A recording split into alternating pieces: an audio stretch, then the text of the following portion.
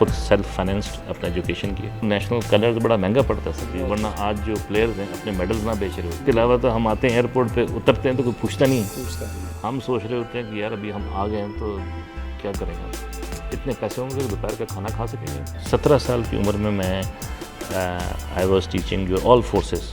Curriculum जो design उन्होंने सबसे पहले जलाल बताया कि उसने क्या करना है, उसके बाद दूसरा करिकुलम डिज़ाइन होगा। तो that was an honour for मी।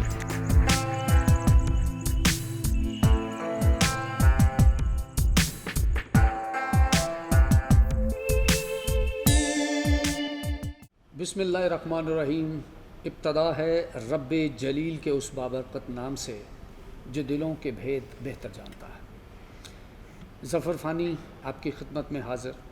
आज का प्रोग्राम ईद स्पेशल के पॉइंट ऑफ व्यू से है और आज जो सेलिब्रिटी मेरे साथ मौजूद हैं बहुत मज़े के इंसान हैं और सबसे उनकी जो बड़ी खूबी है वो यही है कि एक बेहतरीन दोस्त हैं, एक बेहतरीन बाप हैं और एक बेहतरीन साथी। जब हमने ये प्रोग्राम का प्लान किया तो मैंने उसको कॉल की और मैंने कहा कि भाईजान आपसे कुछ टाइम चाहिए।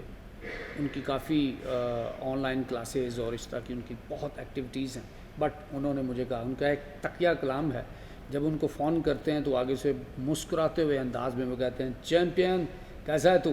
तो उसी अंदाज में उन्होंने मुझे कहा कि बस बता कब कहाँ शूट कर, फ़ौरन आ जा। मैंने उनसे पूछा आप मुझे अपनी लोकेशन बताइए, तो उन्होंने हमें इस खूबसूरत हॉल में बुलवाया। सेंटोरियस की ये खूबसूरत लोकेशन है, यहाँ पर वो ऑनलाइन क्लासेस भी देते हैं। तारफ़ उनका कराऊँगा तो प्रोग्राम का स्टार्ट यहीं पर लंबा हो जाएगा। बहुत अच्छे एक्टर हैं, बहुत अच्छे स्पोर्ट्समैन हैं।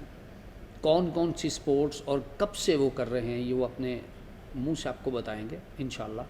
सारी चीज़ें आज आपके सामने डिस्कस होंगी जिनसे आप बहुत मज़ा करने वाले हैं और कुछ तल्ख़ यादें भी हैं जो हमने डिस्कस करनी है, जो मोस्ट इम्पॉर्टेंट हैं, जो उनके अंदर की कुछ चीज़ें हैं जो आप तक पहुंचानी हैं। उम्मीद करता हूं आपको बहुत बहुत पसंद आएंगी। तो चलते हैं आज के स्पेशल गेस्ट जलाल हैदर की तरफ। अस्सलाम वालेकुम। वालेकुम अस्सलाम जी। जनाब अली जी, आपको क्या कहूँ, एंकर, सिंगर, डायरेक्टर, प्रोड्यूसर, आपने भी तो बड़ा इवॉल्व किया है। ये बदले ले रहा सारे, कसम से ये प्लान नहीं था, ये खुद से बोला जलाल ने। अच्छा जलाल, मुझे ये बताइए, हमारी दोस्ती का तो एक बड़ा लंबा सफ़र है, लेकिन उसके पीछे आपके काम का बड़ा लंबा सफ़र है। क्योंकि मैंने जब आपको स्क्रीन पे देखा तो मेरी ख्वाहिश हुई कि यार मैंने इस बंदे के साथ भी काम करना है। फिर वो काम हुआ और ना सिर्फ काम हुआ, वो बहुत पसंद किया गया। मेरे साथ आपने एक कॉमेडी प्ले सियासत कमाल की भी किया था। हालांकि नाज़रीन बाखुदा ये था कि जलाल, क्योंकि इनकी पर्सनैलिटी स्पोर्ट्समैन और ये वो, मतलब कॉमेडी इनके पास से गुजरी भी नहीं थी, बट जलाल ने खूबसूरत कॉमेडी भी की। और बाद में बल्कि ये होता था कि सीन कट होता था तो मैं अपनी हंसी रोक के बैठा होता था कि जब सीन ख़त्म हुआ तो मैं और जलाल हम बाद में लाफ्टर देते थे। सर मुझे ये बताइए, आप स्पोर्ट्स से भी जुड़े हुए हैं और माशाल्लाह पाकिस्तान के लिए आपकी बहुत खिदमत हैं। मुझे ये बताइएगा कि कब से आप स्पोर्ट्स में बाकायदा इन हो गए थे? बेसिकली वालिद साहब मरहूम लेफ्टिनेंट कर्नल अब्दुल अजीज़ खान, उनका जो आर्मी का ट्रैक रिकॉर्ड है, उनके है first time in the history of army उन्होंने 3 कलर्स होल्ड किए हैं। ये was the captain of the combine 11। और उनको शौक़ था कि स्पोर्ट्स की तरफ लाना, एंकरेज करना। बहुत सारी चीज़ों में शायद मैं उतना अच्छा ना हूँ, लेकिन उनकी एंकरेजमेंट मुझे पता था कि मैंने ज़ीरो कर दिया, लेकिन कहते नहीं करो, खड़े हो जाओ, शुरू हो जाओ, ठीक है। तो ये अपॉर्चुनिटी देना कि ये भी करो, ये भी करो। तो इसी तरह मार्शल आर्ट्स जो को टेक्वांडो है, जो एक उस वक्त इतना मशहूर नहीं था। तो मैं था उस वक्त तकरीबन 13 साल की उम्र में, 12-13। तो तब ले जाना, मुझे लाना, और उन दिनों में इस्लामाबाद में जिन्ना सुपर मार्केट जो कहलाता है, वहाँ 3-4 कुत्ते बैठे होते थे। वहाँ लोग डरते थे कि वहाँ से क्रॉस कैसे करेंगे। तो वो टाइम था इन द मेकिंग, ठीक है। तो और मेरे टीचर 2 कोरियंस थे जो बड़े रेनाउंड थे और एक जर्मन था। तो उन्होंने कोई तकरीबन शुरू में 2-3 हज़ार लोगों को सिखाना शुरू किया और एंड ये हुआ कि वो 6 लोग रह गए और 6 में से भी उनमें से सबसे छोटा उस वक्त बिटवीन 12-13 मैं था। ये मैं और वो बड़ा अच्छा एक्सपीरियंस था। और उसमें सबसे बड़ी क्वालिटी ये थी कि जिसका भी झगड़ा होता था, जो भी मार खाता था, तो उसने मारना तो होता था किसी को, Obviously. उनको कोई नहीं मिलता था, वो आके मुझे पीट के चला जाता था। ओह माय गॉड। ठीक है ना। लेकिन खुदा का शुक्र हो कि एक दिन वो भी आया कि जो मेरी पिटाइयाँ हुई थी और मैं एक लेवल पे आया, पिट के मार खा के, और खुदा ने दिन दिया कि मैंने भी उसी से एक नाम बनाया। और सीनियर से सीनियर मेरा बंदा जो है ना, वो मुझे कहता था कि नहीं यार अब ज़रा हाथ हो ले आराम से। तो लेकिन वो पी काटनी पड़ती है आपको हर चीज़, बिल्कुल। तो उसमें मेरा तकरीबन जो टेक्वांडो में मैंने पाकिस्तान के लिए first junior black belt at the age 15 साल की उम्र में first junior and the youngest Pakistani from Pakistan मैंने क्वालिफाई किया, माशाल्लाह। पहला एजाज़। उसके बाद दूसरा मैंने लिया जी first international referee from the world panel Las Vegas से टू क्वालिफाई। फिर तीसरा आपकी लंदन ओलंपिक से जो टीम थी उसमें मैं हेड ऑफ़ द टीम था। वियतनाम में मैं था, 2 दफ़ा वहाँ गया हूँ। थाईलैंड में मैं था, और ईरान में as manager, coach and head of the, तीनों डिस्टिंक्शन मेरे पास था। टोटल 17 से 18 दफ़ा मैंने ट्रैवल किए, और with the consent and approval of my president colonel Waseem, जो कि इस वक्त प्रेसिडेंट है, वेरी हार्ड वर्किंग पर्सन। और उनके साथ एक ताल्लुक़ रहा है सैफ गेम्स से लेके अभी तक। तो उसमें टेक्वांडो में देखा जाए तो पहचान, खाना पीना, सारा कुछ मेरी, जैसे कहते हैं ना, कोई पूछता था यार ये गाड़ी कहाँ से ली है, किसने ली है, मैंने कहा यार ये लातों की कमाई है। कहता क्या मतलब है लातों की। तो मैंने 13 साल की उम्र में आई स्टार्टेड। और सबसे बड़ी क्वालिटी है कि उस वक्त से लेके आज के दिन तक मैंने खुद सेल्फ फाइनेंस्ड अपना एजुकेशन किया। माशाल्लाह माशाल्लाह। ठीक है ना। Very good. हाँ, और उसके बाद हर चीज़ में खुद मैं खड़ा हुआ। और ऐसा भी टाइम आया जिसमें कि घर के सारे ख़र्चे भी मैं करता था। ये नहीं कि मैं ये सारा, वो वालिद साहब ने कुछ किया था, कुछ ग्रूम किया था, तो that credit goes to him. और सिंगल पसली होती थी।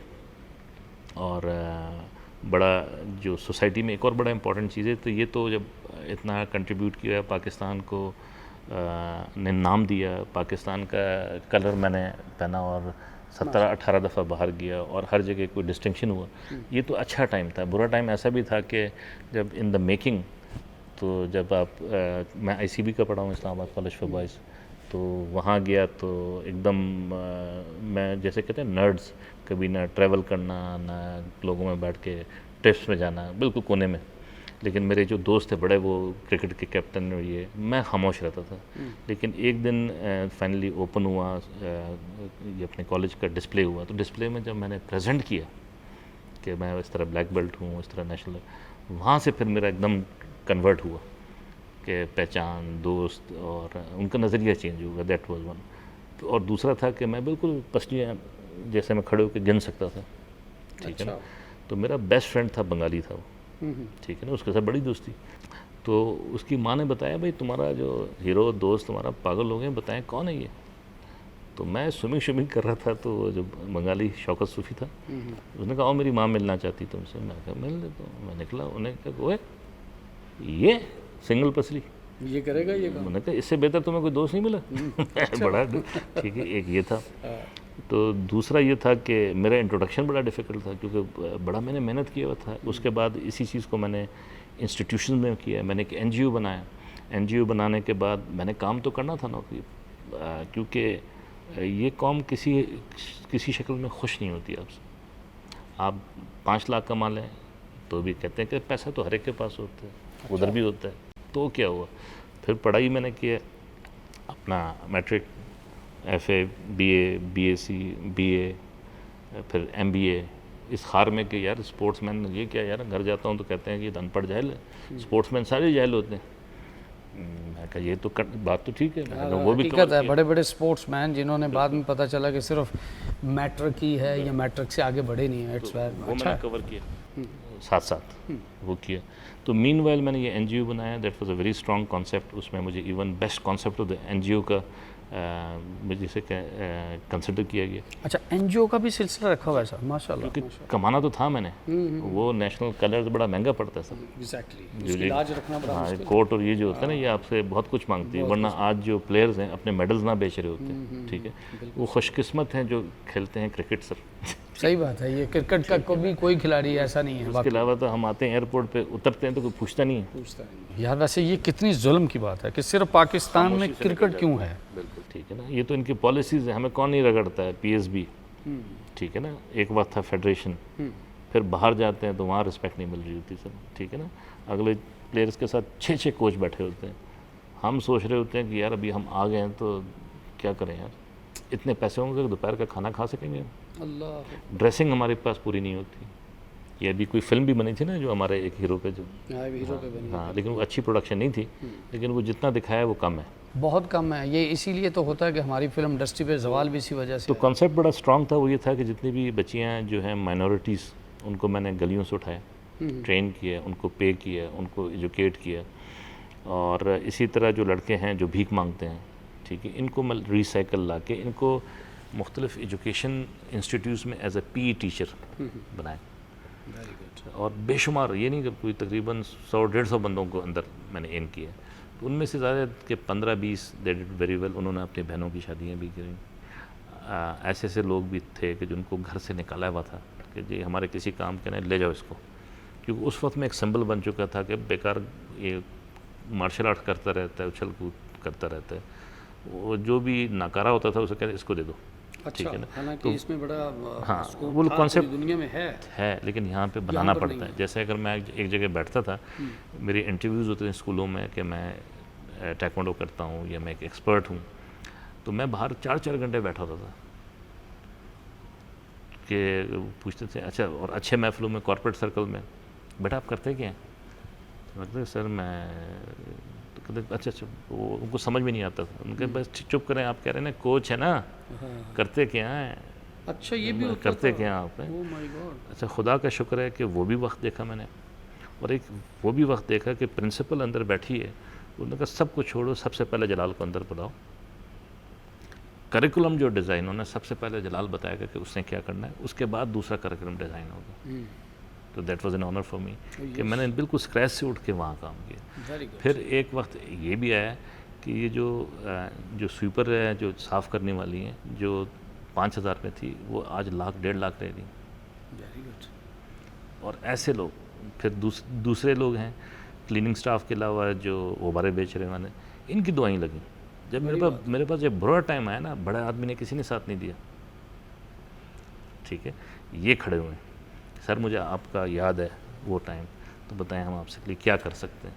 ये यार ये बड़ी अच्छी बात हो। देखिए नाजरीन के मतलब जलाल ने अपनी मदद आपके तहत, क्योंकि ये माशाल्लाह एक रॉयल फैमिली के चश्मो चराग हैं, उसके बावजूद ये बहुत बड़ा मैसेज है आप लोगों के लिए कि ख़ुद से जो किया ख़ुद से किया, और सिर्फ अपनी ज़ात के लिए नहीं किया, बल्कि उन लोगों को भी उठाया जो कोई गुब्बारे बेच रहा था या कोई घर में कोई स्पोर्ट ही नहीं कर रहा था, उसको भी उठाया और एक स्पोर्ट्समैन बनाया, और आज वो एक अच्छी और खुशहाल ज़िंदगी गुजार रहे हैं। जलाल मुझे ये बताइए, आपने स्पोर्ट्स तो किया और एक ताइक्वांडो करने वाला, कराटे खेलने वाला सख्त जान आदमी, फिल्म इंडस्ट्री में या ड्रामा इंडस्ट्री में इस तरफ आपका कैसे, आप खुद आए या कोई दोस्त लेकर आया या आपको शौक था? जब मैं टाइक्वांडो करता रहा तो चीज़ें खुद लाइन ऑफ एक्शन होती हैं। पाकिस्तान को रिप्रेजेंट किया, सारा कुछ किया, फिर मैंने एकदम ट्रैक चेंज किया। ऑब्वियसली मुझे नौकरी भी करनी थी, अर्निंग भी करनी थी, तो मैं 13 साल की उम्र में घर को संभाल रहा था। माशाल्लाह, ठीक है ना सर? Very good. और वो सारा कुछ किया, और उसके दौरान मैंने बेशुमार टॉप ऑफ द लाइन नौकरियाँ की। 17 साल की उम्र में मैं I was teaching your all forces, Pakistan army, strategic, माशाल्लाह, आपके SSG, SSW, आपका नेवल फोर्सेस, आपके इंटेलिजेंस, सारा कुछ जो उनके साथ I was their coach, okay, ठीक है ना। माशाल्लाह। उससे हट के फिर मैंने अमेरिकन एम्बेसी में नौकरी की, स्टेट डिपार्टमेंट के लिए सर। 18-19 साल की उम्र में CD64 की गाड़ी मेरे पास, आपके कोच आपके मल्टीपल एरियाज़ में, तो आप खुद सोचें कि उस एज में मैंने वो अचीव किया था, वो सिर्फ खुदा की वजह से बेशक, और माँ ये बाप अल्लाह की की दुआ की अता, वजह, और मुझे तब भी समझ नहीं था। बेशक सही बात तो उस वक्त बस यंग, या वो चीज़ें आई, सब कुछ हुआ, तो ये कुछ हुआ। और उसके बाद फिर मेरी मुलाकात एक दिन अमेरिकन एम्बेसी में बैठा था, जो अब बेशक मेरे बड़े अच्छे दोस्त हैं। उन्होंने कहा कि कोई आया जी आपसे मिलना चाहता है। मैंने कहा कौन आया भाई?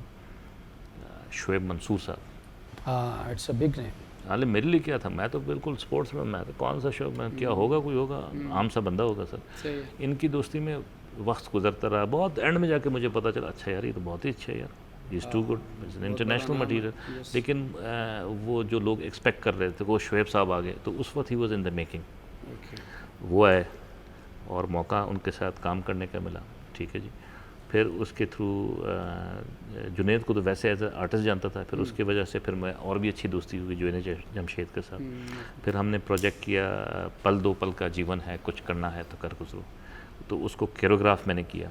अच्छा। फिर उस पर गढ़ानी गए हम, उस वक्त मैं, ये शाही, रोहेल, हमारा पहला इंटरेक्शन था, हम गए और वो इस तरह हमने ये आपने गिटार 89 था, हाँ 1989, तो उसमें हमने स्टार्ट लिया।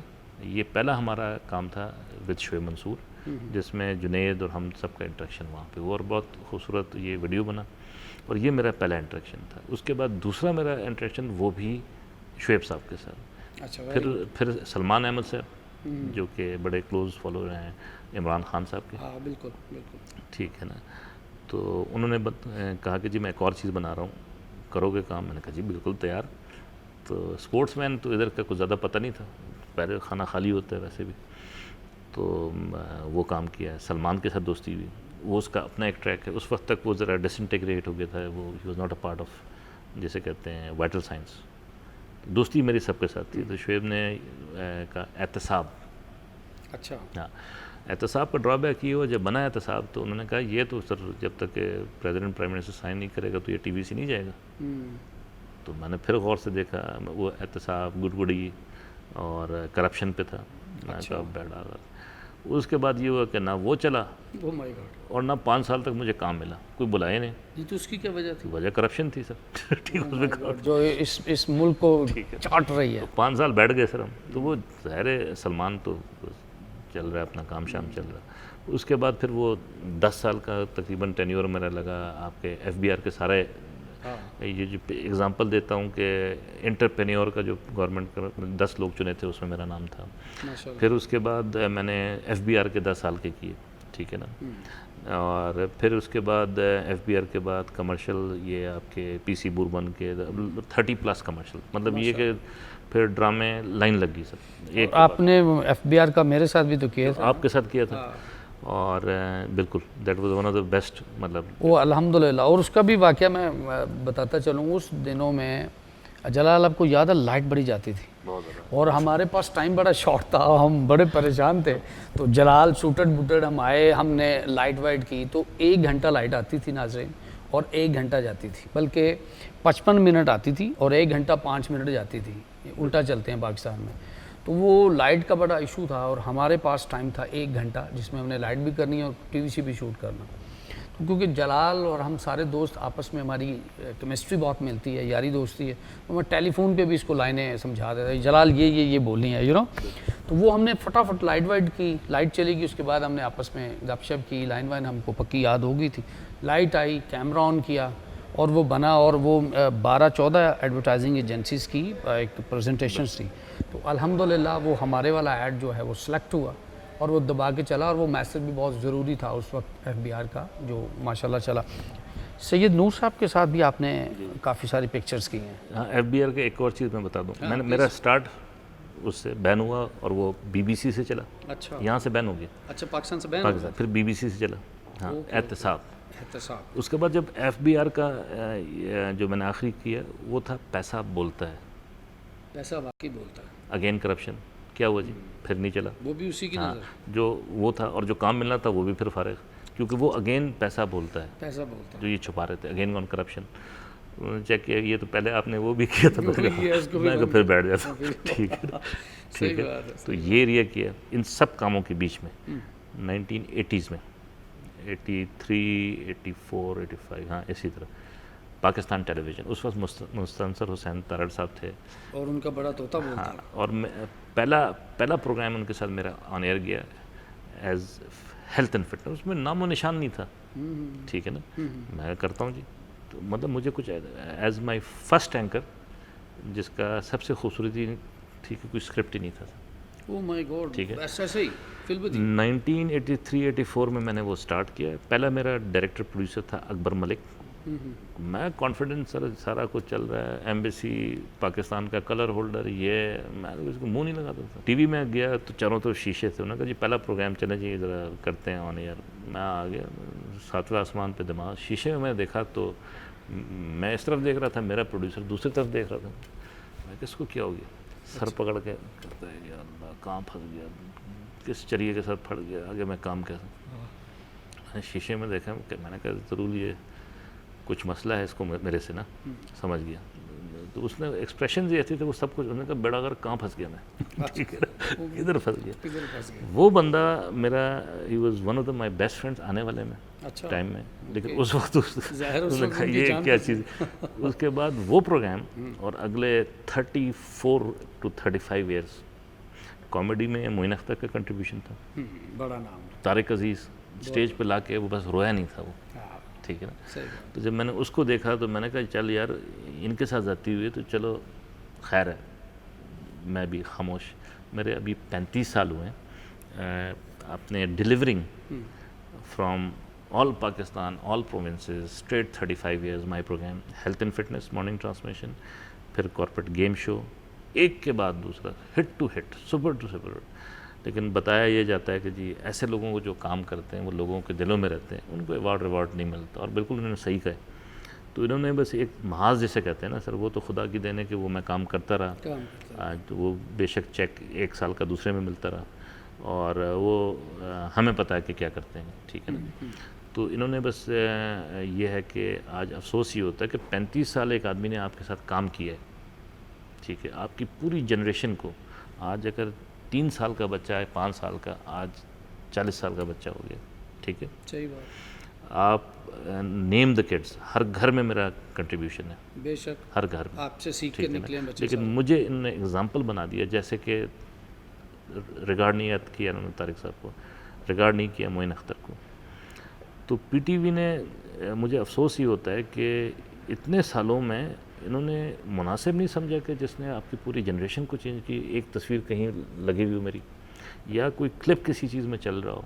यार ये वैसे अलमिया है नाज़रीन। यहाँ मैं आपको एक चीज़ और भी बताऊँगा कि हम अक्सर अपने अनमोल हीरों को, पाकिस्तान के उन बेटों को या बेटियों को जो जिन्होंने पाकिस्तान के लिए बहुत कुछ किया, उनको खोने के बाद उनकी तारीफ़ करते हैं, या फिर वो दूसरे मुल्क में जाके जब अपनी काम और अपनी पहचान करवा के आते हैं तो हम उनको उस वक्त इज़्ज़त देते हैं। इसकी मुझे आज तक कोई समझ नहीं आई। उनमें से एक एग्जांपल जलाल हैदर भी हैं कि जब मैं 6 दफ़ा कैटेगरी मेरा प्राइड ऑफ परफॉर्मेंस में जाता है, मुझे अगला फ़ोन करके कहता सर शर्मिंदा इस दफ़ा फिर, जिसको डिज़र्व करना चाहिए था फिर रह गया। मैं कहा नो प्रॉब्लम सर, एक दिन तो शर्म आएगी, मैं काम करता रहूँ। बोले ये वाटर प्रूफ है, ये शर्म प्रूफ है। बड़े लफ्ज़ में क्या इस्तेमाल करूँ सर, मुझे खुद बुरा लगता है। लेकिन ये मतलब कहने वाली वाकई बातें नहीं हैं कि एक बंदे ने अपनी ज़िंदगी वक्फ कर दी आपके पाकिस्तान के फ्यूचर के लिए, उनके बच्चों के फ्यूचर के लिए काम किया। देखिए अवार्ड बेसिकली ये पुतलियाँ, ये जो पत्थर की चीज़ें होती हैं ये, लेकिन ये आपको शाबाशी होती है। जो बंदा प्राइड ऑफ परफॉर्मेंस के लिए डिज़र्व करता है उसको 5 और 6 मरतबा उसकी नॉमिनेशन होती है, और बाद में वहीं से फ़ोन आता है कि सर हम शर्मिंदा हैं, इस वक्त फिर किसी की पर्ची चल गई। तो खुदारा ये पर्ची सिस्टम बंद होना चाहिए, इससे पहले कि आप अपने इन जैसे अनमोल हीरों को खो दें। आपके स्पोर्ट्स का चैनल खुलता है जी, इनको ला के मुझसे फीता कटवाना चाहिए था। एग्जैक्टली कटवाना ये नहीं कि मैं बड़ी बात कर रहा हूँ, ये मेरा मैं राइट भी नहीं भाई, कहूँगा, ये मैं डिलीवर्ड होती है, ये करनी चाहिए। इन्होंने मुझे वहाँ डिजर्व करते हैं। मुझे बुलाना पसंद नहीं किया। जो बच्चा बूम ऑपरेटर था या मेरे साथ खड़ा हुआ, ठीक है ना, he started the career in PTV, वो प्रोड्यूसर होके रिटायर हो गया। अल्लाह अकबर। ठीक है सर, और उसी के साथ मैं डिलीवर कर रहा था काम, और आज के दिन भी मेरा प्रोग्राम चल रहा है। किधर मर गया कॉपीराइट्स, सही बात। किधर मतलब हर एक को फ़ायदा हो रहा है, they are marketing, they are doing it. किधर जो काम करने वजह से आप करते क्या हैं? स्पोर्ट्स चैनल होता है, आप उसमें आपका काम देना बंद हो जाता है, ठीक है ना, आपको काम नहीं मिलता है। क्यों? सबसे बड़ा रोना ये है कि आप जब डिलीवर करें और आप एक सैचुरेटेड पॉइंट पे पहुंच जाएं तो लोग अपने जो पायनियर्स हैं उनको कदर देते हैं, रिस्पेक्ट देते हैं, उनसे काम लेते हैं। यहाँ आपको घर बैठा दिया जाता है। दूसरा, आपको इतनी बुरी तरह से डैमेज किया जाता है कि आपके पास अल्फाज नहीं होते। और ये सबसे बड़ा अलमिया है। हाँ, बहुत तो ये अगर है पाकिस्तान टेलीविज़न तो उनको भी थोड़ा शर्म आना चाहिए, लेकिन मेरा नहीं ख्याल कि शर्म आएगा उनको, क्योंकि यूज्ड टू पर्ची कल्चर सर। इट्स वेरी और बैड। जिसने डिलीवर किया, मुझे ये बताएं, मैं 35 साल में डिलीवर किए, अगर मेरे में कुछ ना हो तो ये मुझे एक दिन खड़ा होने देते मुझे सर? कभी भी नहीं सर, कभी भी नहीं। आप घुस नहीं सकते, लाइनें लगी होती थी। मुझे याद है पीटीवी में एक लंबी लाइन होती थी और उस लाइन से आपने जाना है अंदर ऑडिशंस देने हैं, और आपने तो नाम बनाया बाकायदा, इतने प्रोग्राम्स किए माशाल्लाह। जो एफिलिएशन मेरी कभी किसी पार्टी के साथ नहीं रही, इंडिविजुअल के साथ हुई है। वो जैसे खान साहब, हु डजन, ठीक है, वो उन पे खुदा मेहरबान है सर। बेशक, ठीक है, नीयत के साफ है ना सर। बात यह है कि वो दबंग आदमी है खान साहब, आप ग्रेट हैं। नहीं वो सोच के मैं जो मुंह में आया बोलता है, लेकिन वो इज़ अ ग्रेट पर्सन। अच्छा, मुझे ये बताइए, अभी जो आपको जो ओहदा मिला वही है बता रहा हूँ ना, उसमें क्या उस वक्त है एक्शन क्या लिया आपने? मैं 92 में था, तो वहाँ ये बन रहा था, आई सपोर्टेड ये, इसमें मरियम बरकीत होती थी, इसमें अपना गाजी होते थे, इनके रिलेटिव थे। मैं कभी पूछता भी नहीं था, मैं जब भी टीच करता हूँ या कुछ भी करता हूँ, मेरे पास बिलावल भुट्टो जरदारी भी शागिर्द था मेरा, अरे माशाल्लाह, आसिफ भी था, मुशाहिद हुसैन सैयद एक दोस्त था, अच्छा ठीक है ना, इस तरह के बेशुमार लोग थे। मुशर्रफ साहब के लिए मैंने 3, लेकिन मैंने पोलिटिकली नहीं, उस्ताद शागिर्द उनको यूज़ नहीं किया। दो, मुझे सब कहते थे, मजाक उड़ाया करते थे, यार तुम्हें पता नहीं होता क्या, तुम फ़ायदा नहीं उठाते। मैं कहा फ़ायदा क्या है, फ़ायदा तो ऊपर वाली की ज़ात देती। तो 92 में मैं उठा, खान साहब का वो क्रेज़ था और आई लाइक हिम। और उसके बाद इनका ये कैंसर हॉस्पिटल, फिर उसके बाद भाग दौड़, ये नहीं कि उनके साथ करीब, लेकिन he knew and I was doing that. लेकिन उनके मोटिवेटेड था, मुझे वो बंदा अच्छा लग रहा था, क्योंकि वो एक इंटरनेशनल फिगर है, एक नाम है, एक पहचान है, जहाँ बड़े बड़े हमने, वी आर लकी कि अगर 50 नेशन में खड़ा होता है तो वो खान नज़र आता है वहाँ, उसकी ये सबसे खूबसूरती है। बाद में पीटीआई, बाद में सारा कुछ, आप उसको उठा के साइड पे कर दें, पीटीआई क्या है, कुछ भी नहीं। इन्फॉर्मेशन में काम किया है जमात साहब के साथ, फिर उसके बाद मैंने ये कहा काम दें सर मुझे, ओहदा शोदा गोली मारें, ठीक है ना, वो किया। फिर उसके बाद मैं स्पोर्ट्स एंड कल्चर में, उस वक्त नईम साहब थे, वो काम नहीं बने। मेरे शाहजमान से मुलाकात हुई, जिसने कहा है रोक सको तो रोको, तब्दीली आई रही। बड़ा अच्छा टर्निंग पॉइंट था ये। तो वो मेरे सामने आया कि वंडरफुल पर्सन, हीरा, ब्यूटीफुल पर्सन, तो बड़ा अच्छा, बिल्कुल भाइयों की तरह। और उसमें मुझे बस आई लाइक हिम ना, उस वक्त ना उसके पास कोई अहदा था ना मेरे पास था, बस काम कर रहे थे, मज़ा आया उनके साथ गपशप। बेसिकली आप खान साहब के लिए कर रहे हैं। हाँ, वो तो, मुल्क के लिए कर रहे हैं, तो आप जुड़ गए। क्योंकि सबसे बड़ी जो मुझे चीज़ ये थी कि जो मुझे नज़र आ रहा था, खान की जो भी कुर्सी किसी पे बैठाता है, खान का अपना वज़न है। बदकिस्मती जो बैठता है वो, उन्होंने they have given a tough time to Khan साहब। अगर उसकी अपनी भी कोई वोट बैंक हो या अपनी कोई अच्छाई हो या उस काम को समझो, right person for the right job, और दूसरा आप बैठाएं तो अपनी भी तो कोई फॉलोइंग है। आप कुर्सी से हटा दें, वो खान का नाम जो जुड़ा हुआ हटा दे, तो वो 0 मल्टीप्लाई बाय 0 है। हकीकत सर, अगर गवर्नमेंट बनी है पीटीआई की, या लोग पीटीआई को पसंद कर रहे हैं, या वोट बैंक इसका बड़ा है, तो वो जस्ट खान साहब की वजह से है। ये बात क्लियर है कि पीटीआई है खान साहब की वजह से। खान साहब हयात हैं तो पीटीआई भी हयात है। लेकिन जो बाकी दोस्त हैं उनके लिए ये मैसेज है कि खान को फॉलो करो तो पीटीआई इंशाल्लाह तवील चलेगी। सर ये कुछ भी ना करे बंदा, सिर्फ बैठ जाए, सिर्फ बैठ जाए, अगले को लिटा देगा सर। बेशक, ये मजाक नहीं कर रहा हूँ, आप सही कह रहे हैं। आप देखें हमारे जितने भी पॉलिटिकल लीडर्स या जो भी निकले, क्या पहचान है उनकी sir. I am sorry to say, उनको इंट्रोडक्शन के लिए लफ्ज़ नहीं होते। सही है। 90% कहते हैं फलां आदमी जो उसने वहाँ फीता काटा था। इसका इंट्रोडक्शन क्या है? ये तो लोग मरते हैं इसको हाथ लगाने के लिए, इसको मिलने के लिए। तो यार वो बड़ा ऑनर था। मैं बड़ा डिसअपॉइंट था फ्रेंकली फ्रॉम पीटीआई। तो क्यों, खान तक तो पहुंच ही नहीं थी, ठीक है। मैंने कहा चल काम करता हूँ, तो फिर वो किया। फिर शाहजमान से मिला, हम दोनों एक से बढ़ के एक कंफ्यूज दोनों हम, अच्छा। हमें समझ ही नहीं आ रहा था क्या हो रहा है। फिर लेकिन आई लाइक हिम बिकॉज दोनों का डाखाना एक था, वो भी कुछ करना चाहता था, वो भी खान साहब का इज़ क्रेजी अबाउट हिम। बड़े और दूसरा सबसे बड़ी जब आप खान साहब को कहते हैं कि is for the country, for Pakistan.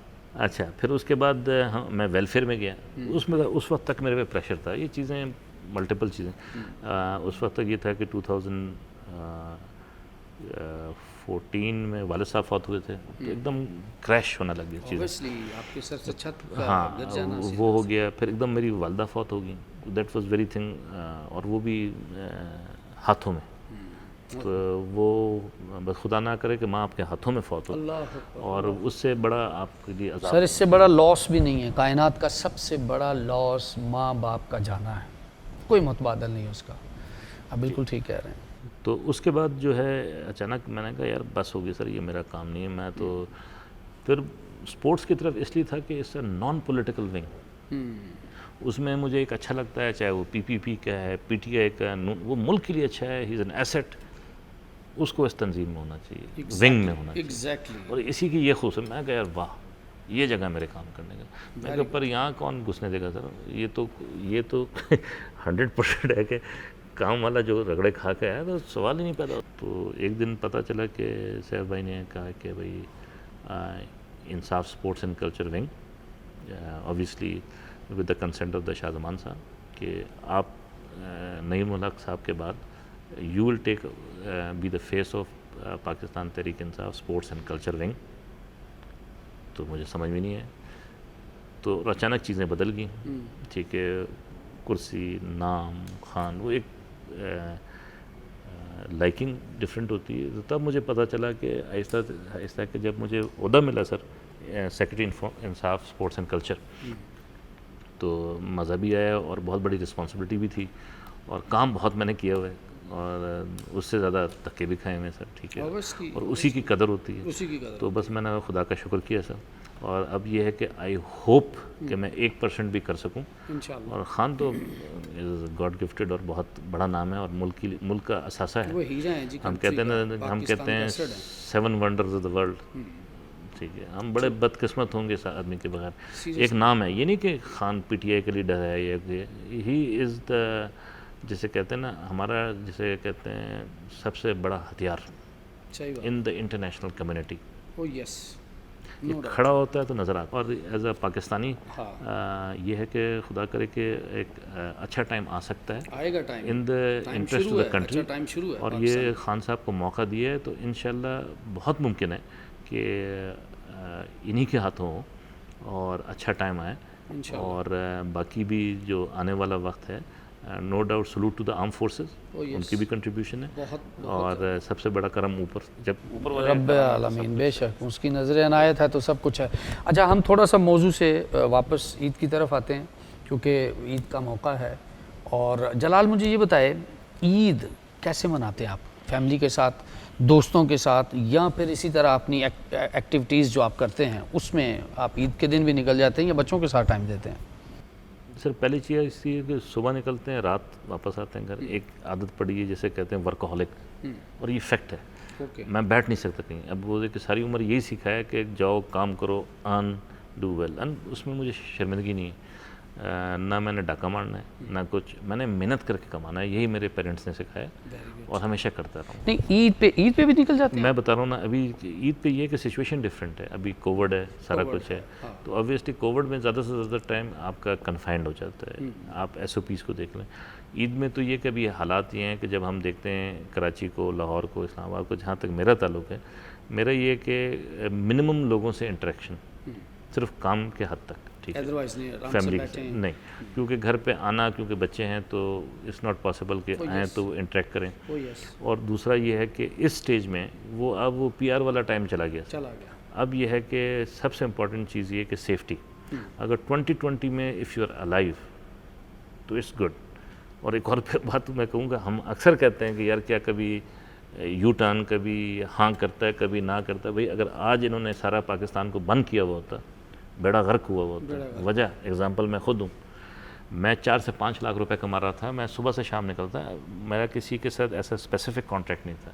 मेरे एकेडमीज, मेरे साथ एक दर्जन लड़के लड़कियाँ, मैं खुद प्रेजेंस होता था, I use to earn 4 to 5 lakhs a month. आज कोविड में मैं can not even earn more than 15,000 a month, sir. Oh my god. वो इसलिए नहीं कि भाई ऑब्वियसली ये चीज़ बताना बड़ा ज़रूरी है, बताना बड़ा ज़रूरी क्योंकि अगर मैं इधर आज जनरल सेक्रेटरी स्पोर्ट्स हूँ तो मैं आज भी आके काम करता हूँ यहाँ पे, अपने काम को पहले प्रेफरेंस देता हूँ, ठीक है है. ना. ये मोस्ट इम्पोर्टेंट. मैं वहाँ पे बैठा हूँ तो ऑन मेरिट और अपने काम पे, और थैंक्स गॉड के मुझे ये भी था कि मेरिट क्या चीज़ होती. मैं जहाँ पे आपको काम को अप्रिशिएट नहीं किया जाता उतना ही आपको डैमेज किया जाता है. तो मेरे से भी 100 लोग बेहतर होंगे सर, लेकिन मुझ जैसे बंदे को जब चांस मिला है ना, तो कहीं मैं टीवी पे बैठता हूँ, कोई बात शुरू करता हूँ तो कहते हैं आप तो चुप हो जाएं सर, मुझे पता है आप बैठ गए हैं तो इसका मतलब सिलेक्शन इज़ फाइन. तो वो मुझे खुशी होती है. तो आई होप कि ये जो इन्होंने 100% लॉकडाउन जो नहीं किया है उसमें बचत होगी. जैसे आम बंदे जो हैं हम निकलते हैं तो कमा के वापस लाते हैं, ठीक है ना. Okay, I am the grandson of मीरू फुंजा, लेकिन उसका ये मतलब नहीं कि मैं हराम खाऊंगा सर, ठीक है ना सर. सबसे बड़ी बात जिसको तो- हमने फॉलो करना. ठीक है ना. अब वालिद साहब आर्मी में थे, तो वो अक्सर मुझे कहा करते थे कि दूसरे मुझे कहते हैं यार आपने बनाया कुछ नहीं यार. कहते बनाया ना, जब तुम्हारा बाप कहीं से गुजरता है पीछे से कोई गाली तो नहीं देता ना, ये कमाया मैंने. यही कमाई. उसे कहते तुझे अभी समझ में नहीं आएगा, Exactly. वक्त आने पे समझ. अच्छा, मुझे ये बताइए, बातें तो बहुत हैं जो हम करें और शाम हो जाए. मुझे ये बताइए कि कोरोना और ईद, इन दोनों चीज़ों के बारे में आप पब्लिक को, यूथ को क्या मैसेज देना चाहेंगे?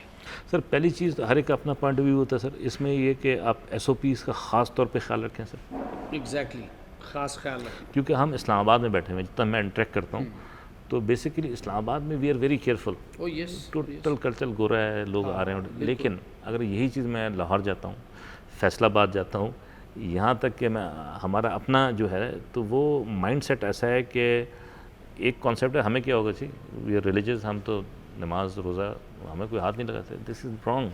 This is awareness is very important कि आप भी टारगेट हैं.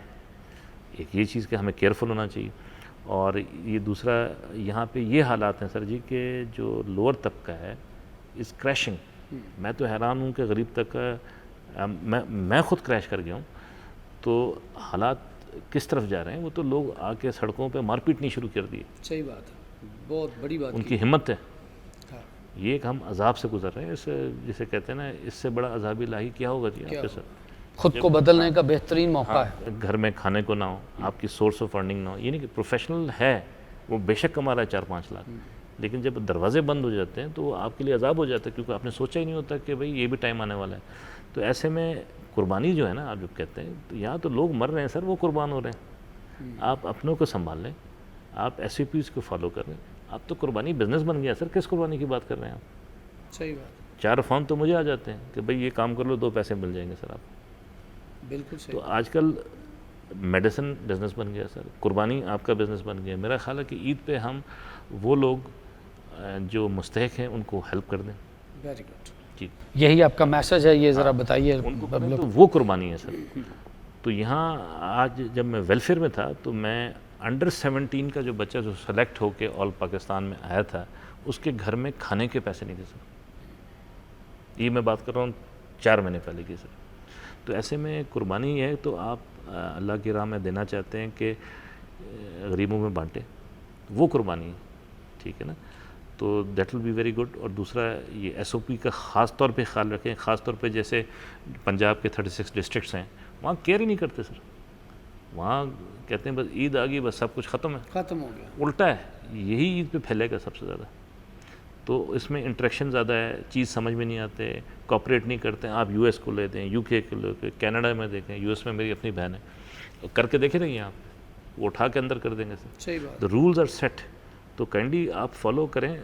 वो चीख रहे हैं, बता रहे हैं, तो आपकी बेहतरी के लिए बता रहे हैं. तो मेरा अपना ख्याल है ईद पे आप ज़रूर जाएं, SOPs को फॉलो करें. और आप ईद पे जो अपना सदका दें, और जो हो सकता है, और खुदा का शुक्र करें कि आप ज़िंदा हैं. और ये है कि आप अच्छी सोच रखें. और नेगेटिव तो बहुत है, बस ये इंशाल्लाह खुदा ने किया तो मेरा ये है कि ये एक इम्तहान है, और आपको थोड़ा जगाना है। तो आई होप कि इसी तरह से हम एक बेहतर डायरेक्शन की तरफ जाएं, और ख़ास तौर पे ये मुबारक जो दिन आ रहे हैं ईद के, इंशाल्लाह इसके बाद ये कि कोरोना गायब हो जाए, इंशाल्लाह दाऊद फारिग, इंशाल्लाह, और पाकिस्तान इससे पाक हो बिल्कुल। जाए। 14 अगस्त आ रहा है सर, हैं क़ायद-ए-आज़म लिंकेज इम्पोर्टेंट, पाकिस्तान से बड़ा नाम नहीं सर, बेशक, which is above any politics Oh, sir, yes, ठीक है yes, सर। yes. मैं चाहूँगा कि 14 अगस्त में हम सूबों को जोड़ें, बहुत अच्छी बात। ठीक है। हम प्रोविंस, रीजन, डिस्ट्रिक्ट, यूसीज सबको उठा के जोड़ें, मतलब माइक्रो लेवल पे, through music, through art, through craft, sports आप जुड़ जाएं, और उसका हम नाम दें zoom Pakistan, Insaf sports and zoom culture, Pakistan, हैं? माशाल्लाह। तो और इसका agenda in the interest of the rising Pakistan से। Okay. मैं चाह रहा हूँ आप खुद म्यूजिशियन हैं, आप कोई अच्छा सा पेट्रियोटिक सॉन्ग, और सब जुड़ जाएं, और 14 अगस्त को हम ऊपर से लेके नीचे तक ग्रास रूट तक सेलिब्रेट करें। इंशाल्लाह, बजाय इंटरेक्ट करने हम ऑनलाइन तो जा सकते हैं ना, बिल्कुल जा सकते तो लेट्स गो जूम पाकिस्तान। नहीं, मैं हैं? आपके साथ हूँ, बल्कि बस। मेरी टीम, मेरे बिजनेस पार्टनर और मेरे ये सारा जो काम साथ में मेरे करते हैं, साबिर हुसैन, तो हम आपके साथ हैं जी, पाकिस्तानियों के साथ हैं। पाकिस्तान है तो हम हैं। तो 14 अगस्त के सर हम हमारी टीम, हम आपको गाना देंगे इंशाल्लाह, और आपके शाना बशाना खड़े। ये तो हमारे लिए ऑनरेबल बात है, क्योंकि मैं तो खुद चाहता हूँ कि पाकिस्तान में वो दिन आए कि सारे सूबे एक चौखट पे हम खड़े हों और पाकिस्तान का गुनगुनाते हों। Thank you very much. आप अपना फीडबैक हमें ज़रूर दीजिएगा, हमारा पेज लाइक कीजिएगा, हमारे चैनल को सब्सक्राइब कीजिएगा, और हमारे लिए दुआ कीजिएगा कि हम आपके पास पाकिस्तान के इन जैसे बेटों को, बेटियों को, पाकिस्तान के इन हीरोज़ को आप तक इनका मैसेज पहुँचाते रहें। और आपकी बहुत बहुत दुआओं के साथ आपसे इजाज़त। पाकिस्तान जिंदाबाद। सबको दिल की अथाह गहराइयों से ज़फ़र फ़ानी और उसकी सारी टीम, जलाल हैदर, सब की तरफ से ईद मुबारक।